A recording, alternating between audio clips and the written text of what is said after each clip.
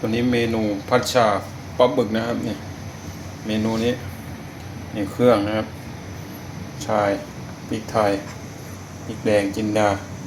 มะกรูดกะเพราครับตัวนี้ก็ไปใต้น้ำอีกรอบหนึ่งนะครับกับแก้มนะครับครับ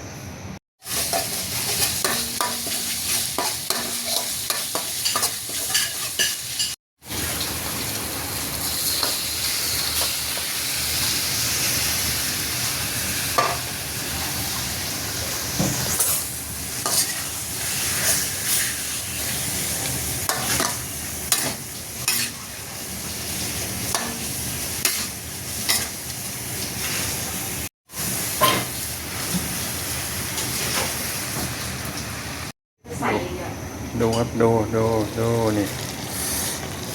ผัดชาปลาบึกอยากให้ได้กินเด้ครับ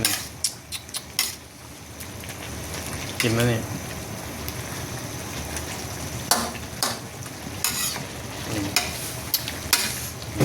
สวบใส่น้ำสวบ